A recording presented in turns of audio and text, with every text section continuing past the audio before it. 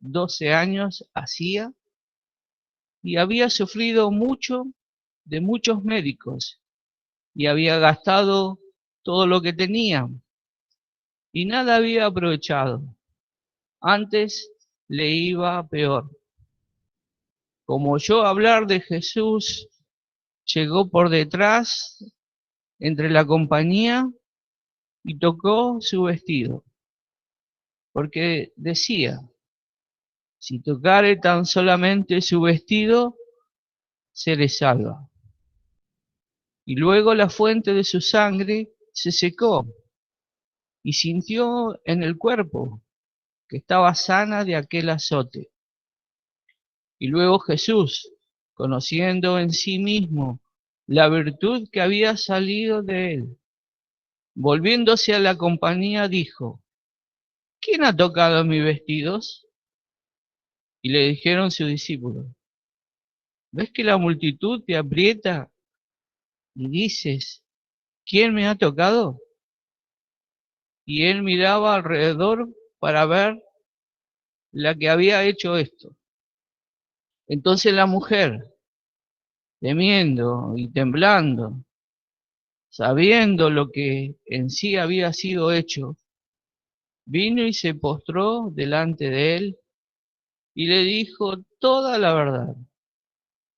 Y él le dijo, hija, tu fe te ha hecho salva, ve en paz y queda sana de tu azote. Hablando aún él, vinieron de casa del príncipe de la sinagoga, diciendo, tu hija es muerta, ¿para qué fatigáis más al maestro? El Señor bendiga su palabra y ahora le voy a dar lugar a nuestro hermano Elian Hansen, que ha de tener la meditación.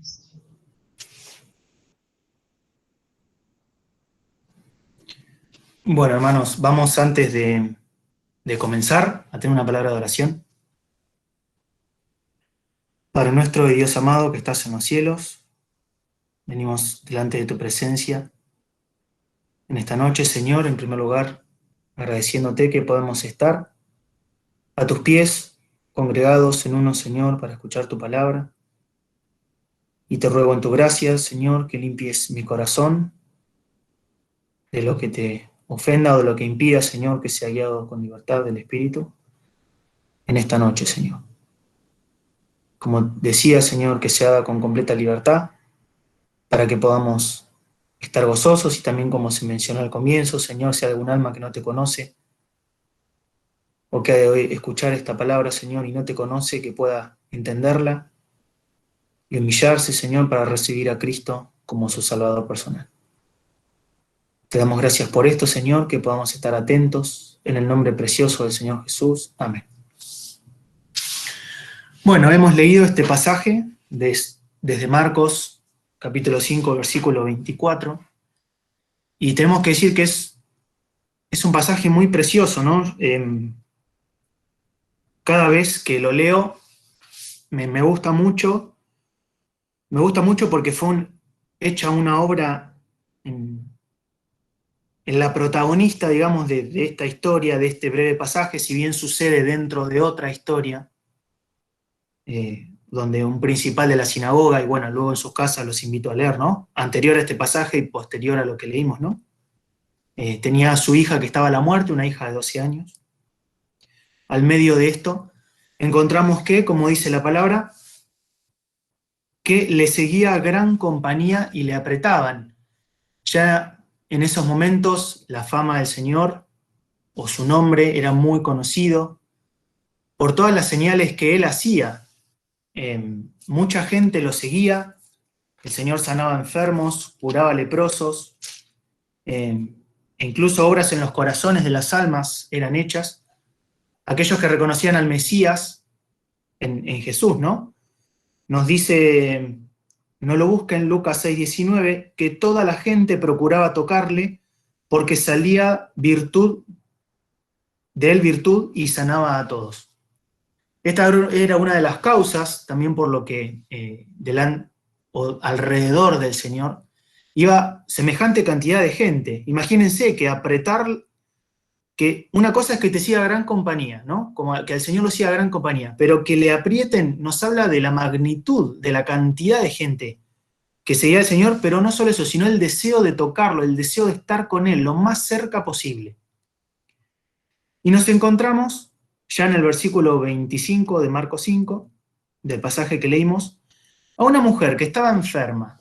Era una enfermedad que la venía padeciendo hace muchos años, 12 años más precisamente.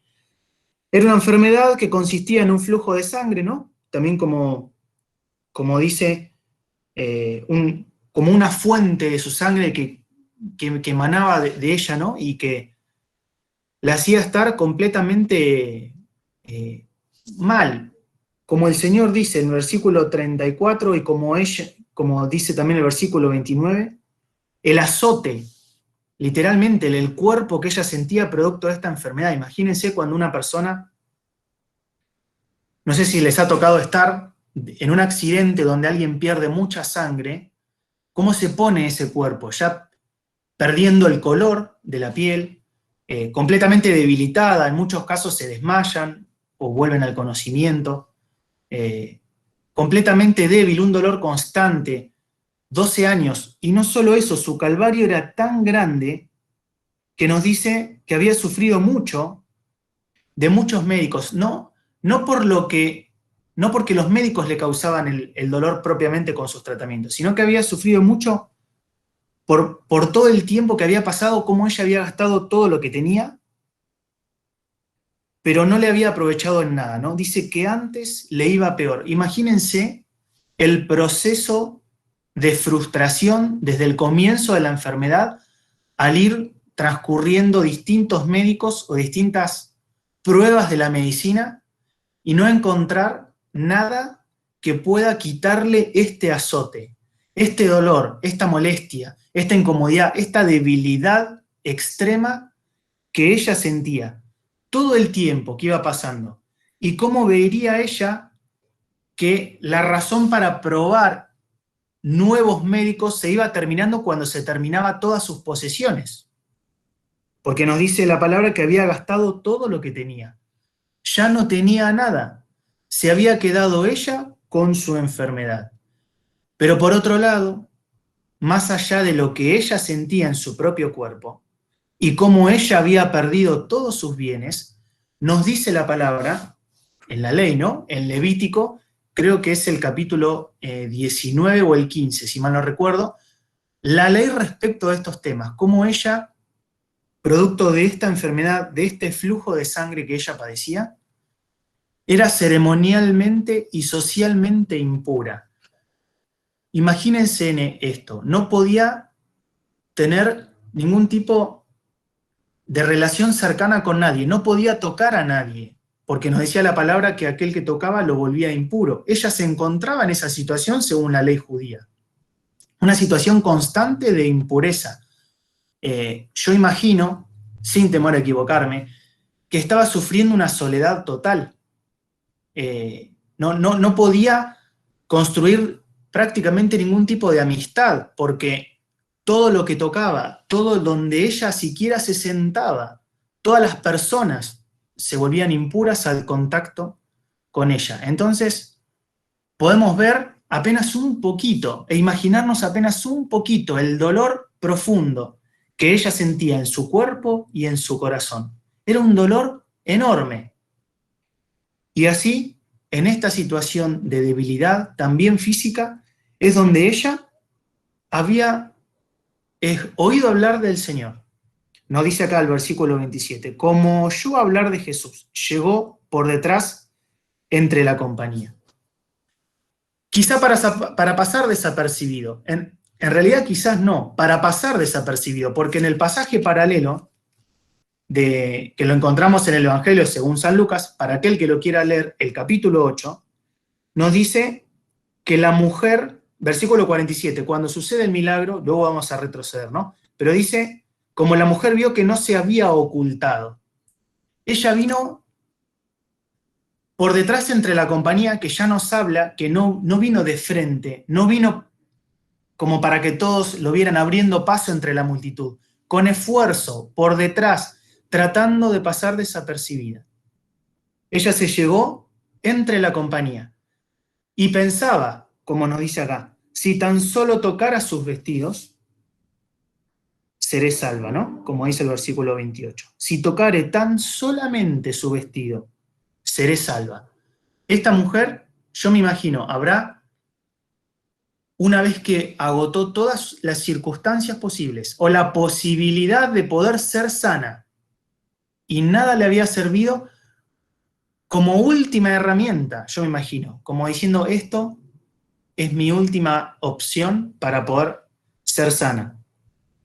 Fue determinada al Señor y con este pensamiento, si tocare tan solamente su vestido, seré salva, ella toca al Señor, le toca su vestido, ¿no?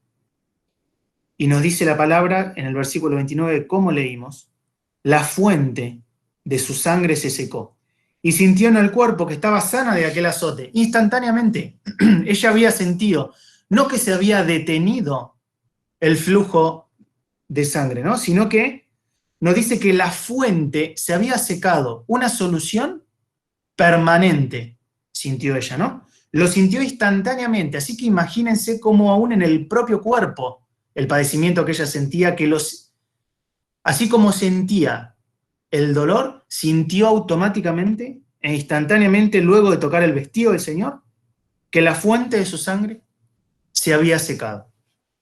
Pero a partir de acá comienza la parte más preciosa de toda esta historia, que no es la sanidad propiamente dicha del cuerpo de esta mujer, o de haberse secado la fuente de su sangre.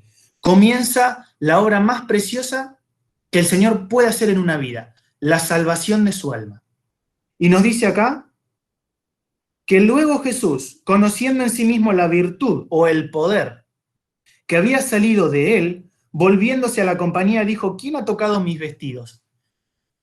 Si la historia quedara acá, realmente me hubiera llamado mucho la atención por qué el Señor pregunta esto. Por supuesto, a los discípulos también les llamó la atención, porque ellos le dijeron, ves que la multitud te aprieta, como también habíamos leído al comienzo, que le apretaba la compañía. Y dices, ¿quién me ha tocado? Realmente, cuando el Señor en su palabra hace alguna pregunta, no es porque Él necesite saber algo o conocer algo que no conoce. Por supuesto es el Señor y Él sabía todo. Pero cuando el Señor hace una pregunta, es para que nosotros también podamos responder. Siempre es así, cada vez que vemos una pregunta en su palabra. No es porque Él necesite saberlo o porque Él no lo sepa, sino porque tiene un propósito para aquel que debe responderla. Y en este caso, Él pregunta a la multitud, ¿no? Pero también como leímos en Lucas, viendo que ella no se había ocultado, pienso que quizá el Señor preguntó, pero mirando a la mujer esperando obtener la respuesta de ella. Pero, como decía, ¿no? Miraba alrededor, pero los discípulos le habían preguntado esto, ¿ves que la multitud te aprieta? Dices, ¿quién me ha tocado? Y nos dice la palabra que la mujer, temiendo y temblando, sabiendo lo que en sí había sido hecho, vino y se postró delante de él y le dijo toda la verdad. Toda esa vergüenza que ella tuvo que vencer, porque imagínense si alguien de la multitud la conocía, viendo que ella se estaba abriendo paso entre todos, quizá hubiera dicho que no la hubieran echado, o porque ella vino de forma oculta o queriendo pasar desapercibido. Obviamente, ¿no? Yo creo que si alguno de nosotros hubiera padecido alguna enfermedad que te hacía impuro, queriendo tocar al Señor, hubiéramos venido de esta manera. Pero así el Señor buscaba orientar la fe de esta mujer. ¿Y por qué es que el Señor pregunta esto? Por supuesto que no era con el objetivo de avergonzarla. No tengo la menor duda que la mujer esta, que temía y temblaba, tenía una total vergüenza. Y realmente para encontrarte con el Señor, para recibir lo que el Señor le dijo a ella, que le dijo, tu fe te ha hecho salva, ¿no?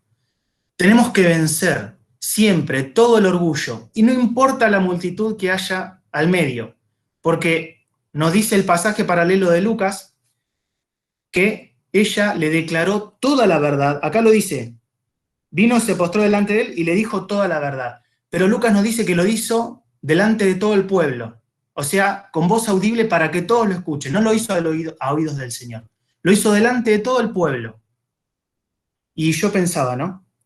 ¿Qué pasaba si ella se hubiera quedado con esa vergüenza y se hubiera ido? Obviamente, yo pienso que el milagro del Señor hubiera sido permanente en lo físico. Pero quizás ella hubiera testificado acerca de los poderes del vestido del Señor. Pero el Señor también como hace con nosotros. Quizá con preguntas como cual maestro, quizá en la escuela o en la facultad o donde sea, ante una pregunta responde con una pregunta, para orientar el pensamiento. Y así es como el Señor orienta nuestra fe, aumenta nuestra fe con su palabra, dirige nuestra fe a lo que realmente debemos tener en la fe. Ella no tenía que testificar del poder del vestido del Señor, ella tenía que testificar del Señor mismo,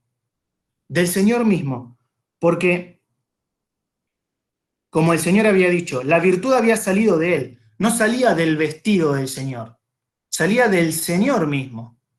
Y acá también esto echa por tierra muchas veces cuando hay personas que puedan llegar a depositar su fe en objetos o en cosas que han sido bendecidas, por ahí por algún cura, por ejemplo, pero es en el Señor en el que nosotros tenemos que depositar. La fuente de toda virtud y de poder, que fue tan poderosa para poder secar y para poder resolver lo que nadie había podido resolver. Y también yo pensaba, ¿no? ¿Cómo esto se aplica? Porque por ahí nosotros no padecemos de una enfermedad física, o incluso alguna mujer no padece de esta enfermedad o de este problema. Pero también quizá nos encontramos buscando una solución a una enfermedad del alma, a un problema del alma, sea como sea, y gastando todo lo que tenemos, gastando todas nuestras fuerzas, perdiendo el tiempo, y no vamos a aquel que tiene el poder suficiente para poder dar una solución definitiva a lo que a nosotros nos pasa. El jueves fui a visitar a mi tío, que era el cumpleaños, a mi tío Gustavo, muchos lo conocen, y estaba muy, muy sensible, ¿no? Él conocía a Carlitos, ¿no? Él lo conocía, estaba muy sensible, de hecho, se puso a hablar de cuando nosotros éramos chiquitos, o recordar viejos momentos, y en un punto se puso el tema de la felicidad verdadera y en la vida de una persona, cómo una persona puede ser plenamente feliz. Y se decía, ¿no? Amar a tu familia, amar a tus seres queridos, buscar desarrollarte en la vida, buscar ser útil, darle lo mejor a tus hijos, lo mejor que esté a tu alcance. Y son todos buenos principios. Pero realmente él es alguien, y lo digo como que no particularmente por él, sino por el general de las personas. Buscan la felicidad o buscan la paz fuera del Señor. Buscamos, a veces nosotros también, las cosas fuera del Señor. Y realmente eso nos hace, como dice acá, nada había aprovechado. Antes le iba peor.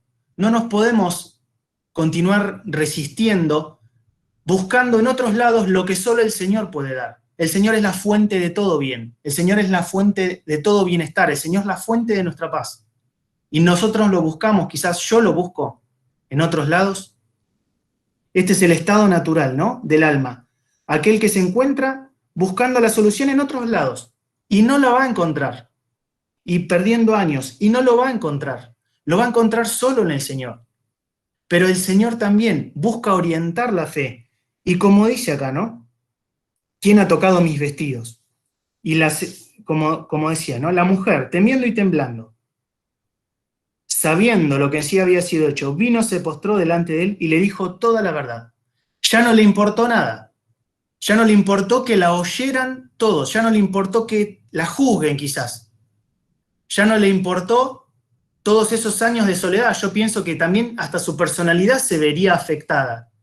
Venció todas esas cosas y se acercó delante del Señor. Y delante de todos dijo toda la verdad. El Señor, ¿por qué hizo esta pregunta? ¿Por qué hizo esta pregunta? Porque quería que ella también le diga toda la verdad, más allá de orientar su fe. Quería que ella testifique de lo que en sí mismo había sido hecho para todos los que lo rodeaban. Y yo pienso, ¿no? Si el Señor ha hecho una obra en mi vida, no hay que callarla. Si el Señor ha hecho una obra en tu vida, no hay que callarla. Hay que testificar, hay que vencer el orgullo. Hay que vencer la estima que yo tengo de mí mismo y quizá a veces pasar vergüenza, pero para testimonio de los demás y para aumentar la fe y para, qué más precioso que poder recibir, hija o hijo. Pensemos, tu fe te ha hecho salva. Ve en paz y queda sana de tu azote. Yo pienso, ¿no? Y mientras meditaba esto, así como cuando el Señor decía no llores, te lo puede decir porque Él sabe lo que va a hacer y tiene toda la autoridad para hacerlo. Y como Él es la palabra y todas sus promesas son en el sí y en el amén, Él le dijo ve en paz, pero no como un deseo, sino ve en paz, pero te vas a ir en paz. Con determinación, te vas a ir en paz.